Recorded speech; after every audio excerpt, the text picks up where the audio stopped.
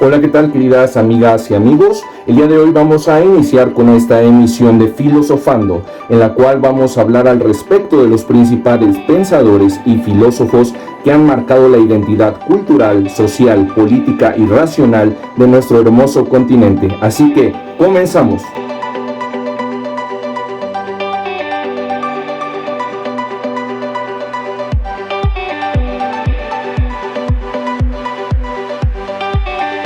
La filosofía latinoamericana nació con el conflicto acerca de lo propio y lo ajeno, es decir, una filosofía que hizo de su propio estatuto la posibilidad de dar contenido a desarrollar.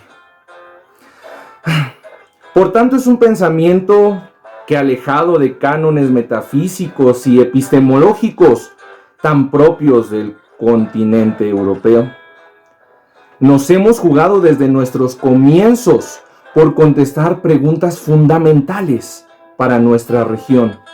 ¿Qué somos? ¿Qué podemos ser en el orden mundial?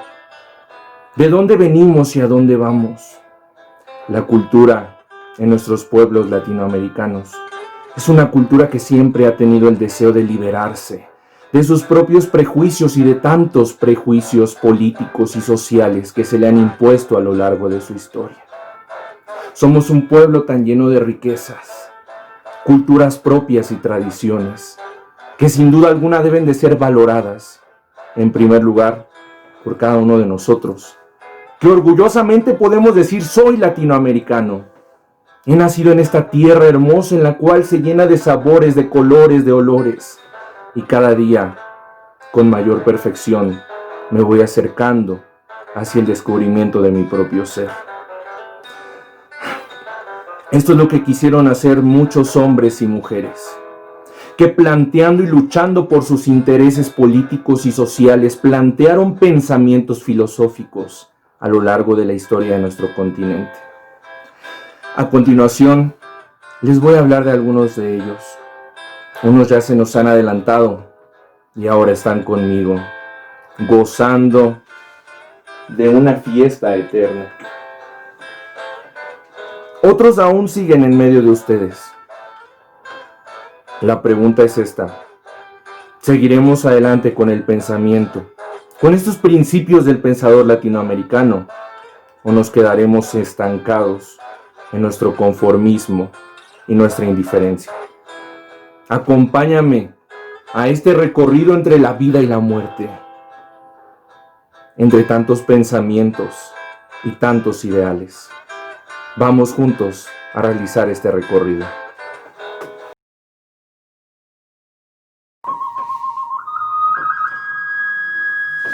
Y así comenzamos este gran recorrido.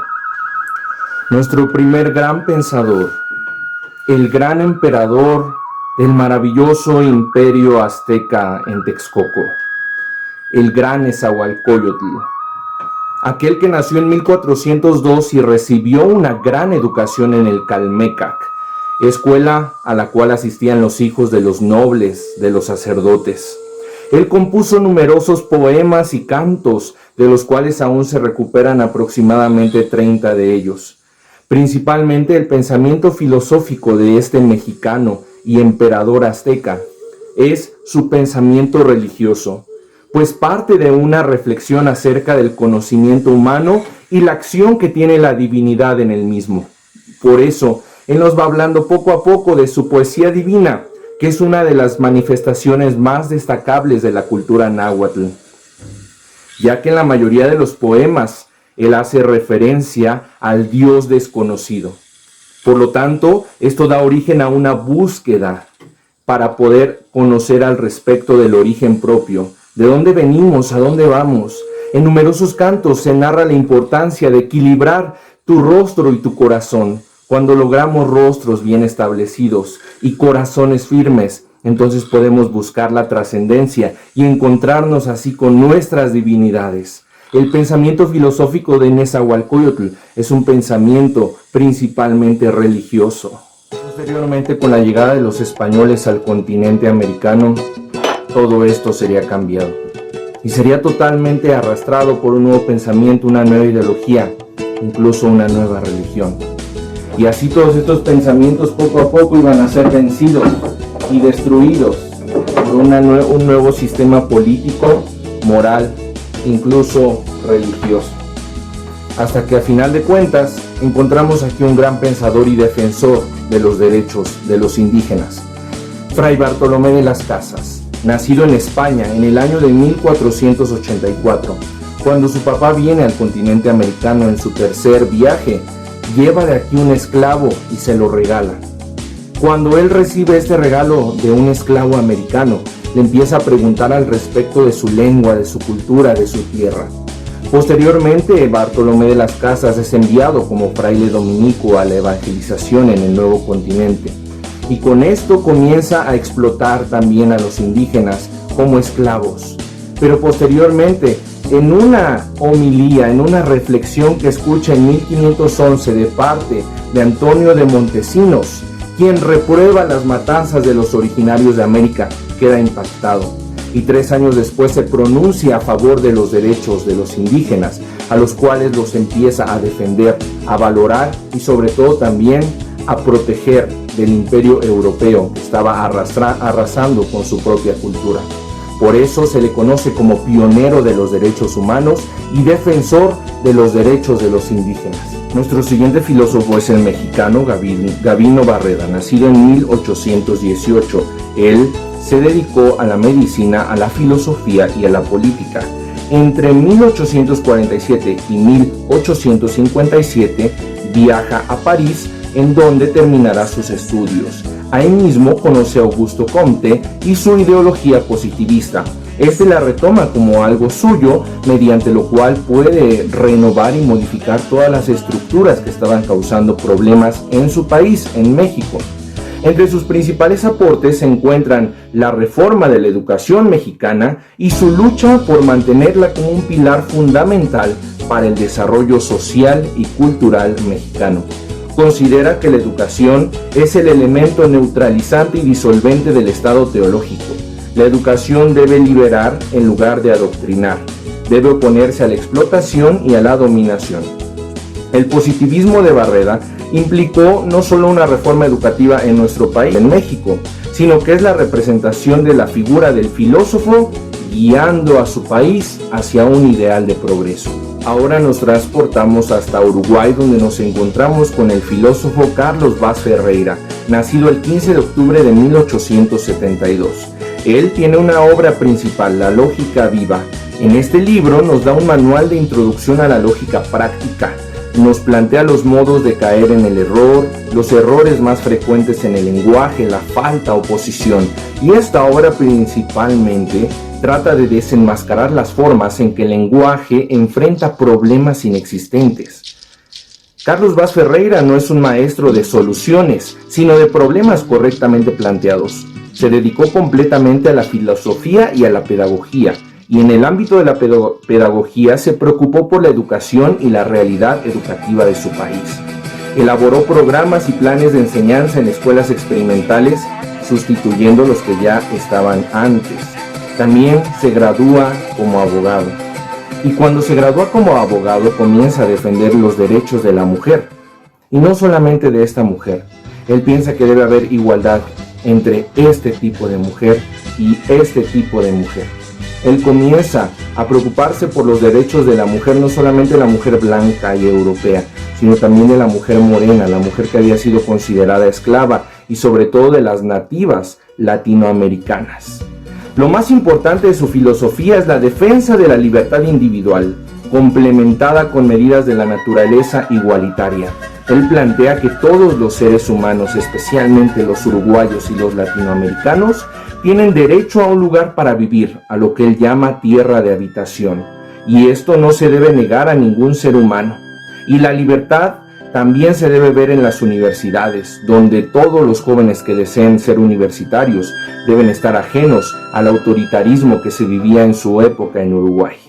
Él siempre decía que como piensa, actúa el humano. Por eso él siempre se enfocó a enseñar, a sentir, pensar y actuar. Ahora nos vamos hasta Argentina con nuestro siguiente pensador, José Ingenieros, nacido el 24 de abril de 1877 en Palermo, Italia, nos ha hablado al respecto de una moral en el continente latinoamericano, principalmente enfocado en Argentina.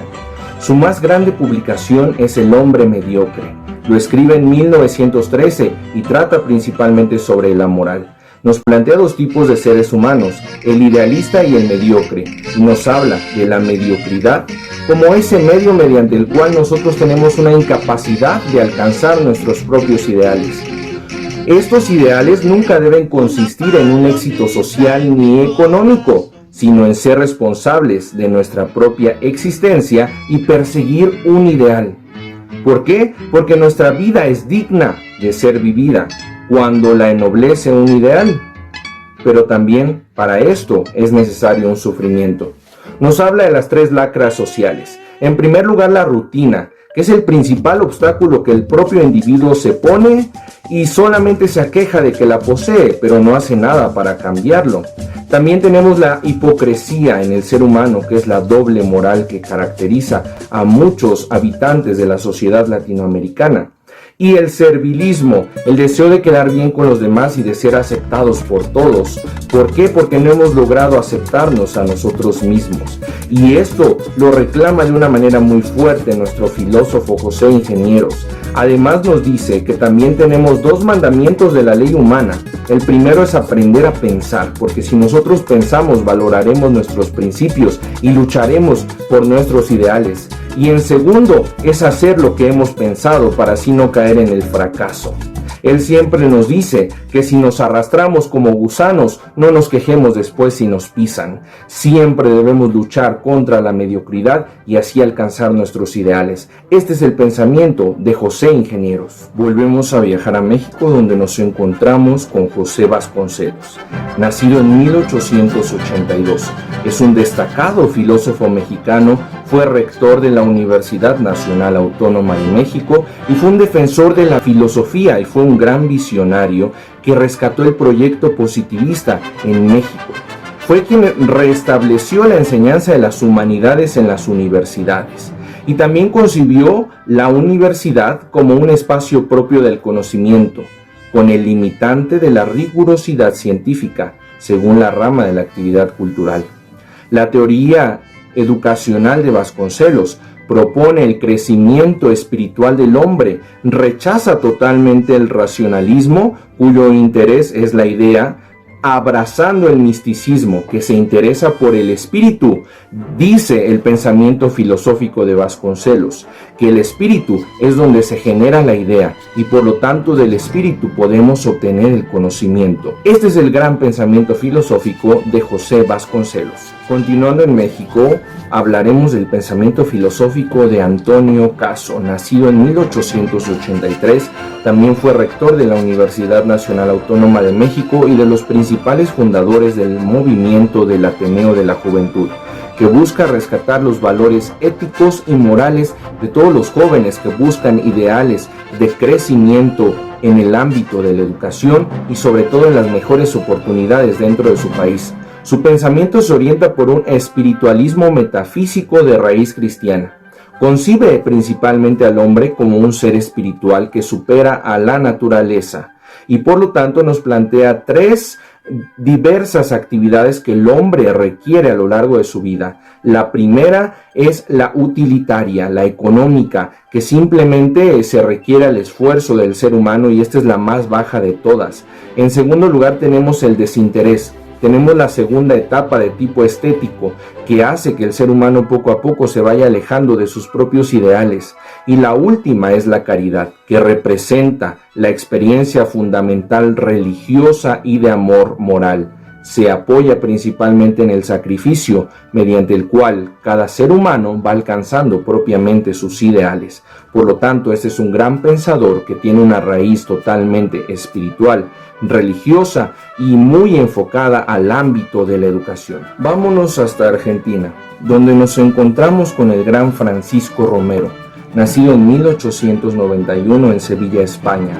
Llega a los 13 años de edad a Argentina, en donde se dedica a estudiar ingeniería en ferrocarriles. pero después de esto se concentra también en una gran parte de su vida en el ejército. Se retira con el grado de mayor y su profe de química lo convence principalmente a que se dedique a este principio. Desde 1910 hasta 1921 se retira del ejército y se empieza a interesar de una manera muy grande por la filosofía. Comienza a dar cátedras, pero inconforme con la política del gobierno argentino se retira de estas cátedras y comienza a analizar nuestro estar en el mundo y con los demás. Él invita siempre en su pensamiento filosófico a pensar por cuenta propia y lograr un pensamiento legítimo de lo peculiarmente americano, no como un producto, sino lo que se ha realizado. Esto debe ir poco a poco siendo universal hasta poder encontrar la verdad. Él siempre plantea que la trascendencia del ente está en su propio ser espiritual y poco a poco tú vas creciendo con un ímpetu arrollador en la medida que vas conociendo lo propio. Es por eso que él se preocupa mucho por pensar una filosofía latinoamericana, una filosofía de lo propio, mediante la cual todos los latinoamericanos puedan alcanzar el principio de trascendencia. Ahora nos transportamos hasta el sur de Perú. Nacido en Moquegua, Perú, encontramos a José Carlos Mariátegui, nacido en 1894. Él principalmente se dedica a ser escritor y periodista. Sus reflexiones políticas y sociales van replanteando el socialismo en 1915 y apoya principalmente los levantamientos campesinos en Perú. Replantea un socialismo autóctono que tenga en cuenta las raíces campesinas del Perú. A los 25 años funda el diario La Razón, donde defiende las ideas reformistas y apoya las luchas obreras y estudiantiles.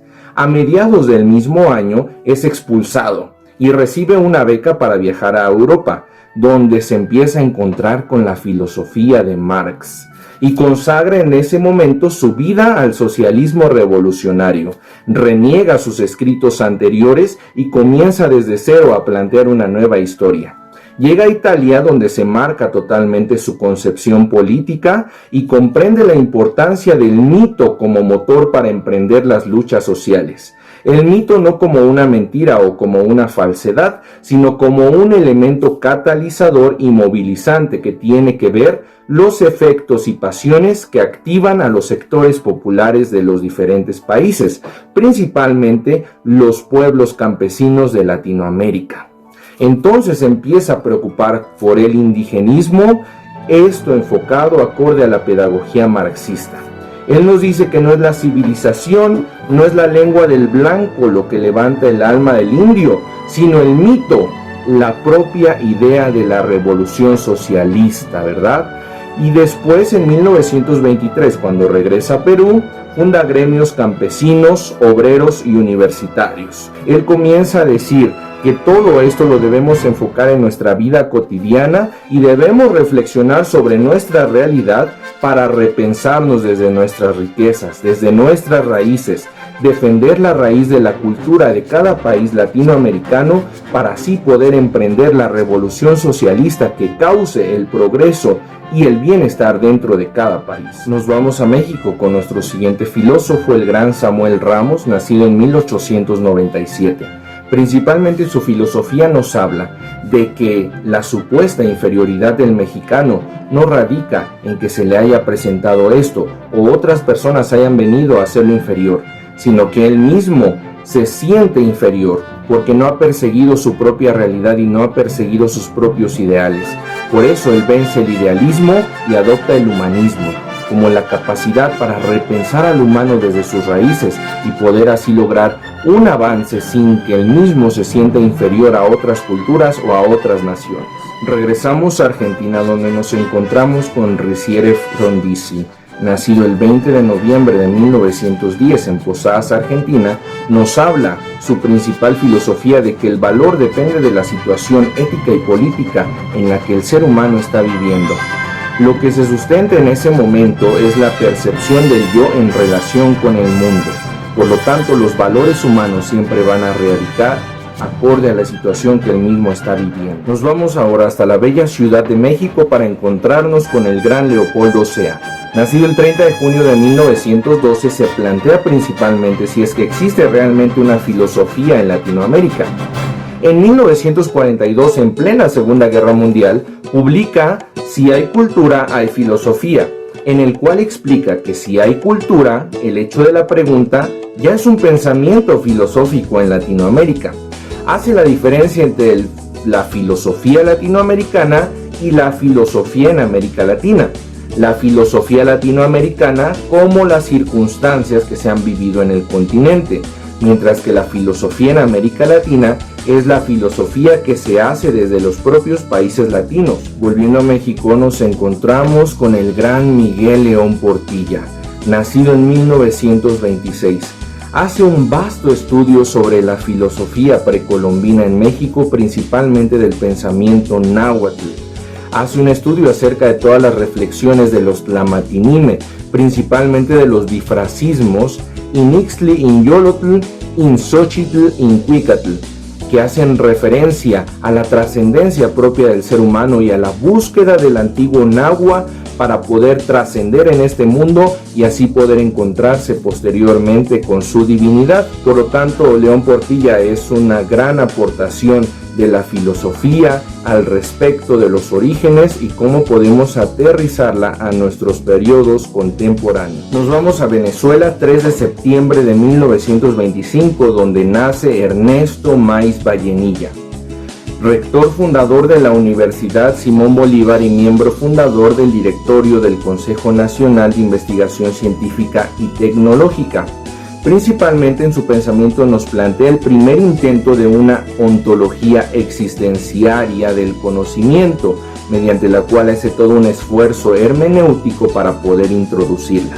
Principalmente nos plantea que todos los seres humanos poseen valores, y estos valores los va adquiriendo acorde a acontecimientos vividos en su propia vida, y en esto va a radicar el poder que ejerza sobre las demás personas. Por eso nos habla de la ética del poder como algo muy importante que se debe valorar en el ser humano. Acorde a tu perspectiva de valor, va a ser la manera en que tú vas a poder tratar a los demás y el poder que vas a ejercer sobre las mismas. Los invito a que nos vayamos hasta Perú, cuando el 8 de diciembre de 1925 nace Augusto Salazar Bondy. Él nos habla de 3 áreas principalmente importantes: la filosofía, la política y la ideología. Plantea la necesidad de una filosofía auténtica y original para América Latina, comprometida con la realidad en la que participen todos los latinoamericanos en una transformación de cada país. Por lo tanto, dice que la estructura en cada país debe ser que el ser humano debe luchar contra las fuerzas de marginación, alcanzando sus propios ideales y no saliendo al mundo simplemente desde una actitud servil, sino desde una actitud totalmente emprendedora. Al 24 de diciembre de 1934, donde nace un gran pensador, el gran Enrique Dussel, quien funda la filosofía de la liberación. Critica el eurocentrismo porque dice que esto es un redescubrirse a sí mismo. Y Enrique Dussel nos plantea que debemos liberarnos de todas las influencias europeas para poder crear una identidad propia, porque esto es posible para poder crear así una filosofía propia en Latinoamérica. ¿Qué les pareció este recorrido, amigos? Hemos recorrido un poco de los grandes pensadores y filósofos que han marcado una identidad y un pensamiento propio en nuestro continente. La riqueza de América Latina es tan grande que debemos valorarla y debemos también sentirnos orgullosos de haber nacido en esta tierra.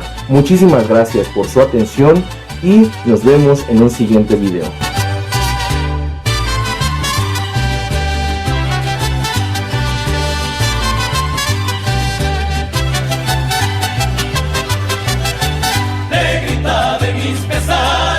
Ojos de papel volando, negrita de mis pesares. Ojos de papel volando, a todos diles que sí, pero no les digas cuando así me dijiste a mí. por eso vivo penando.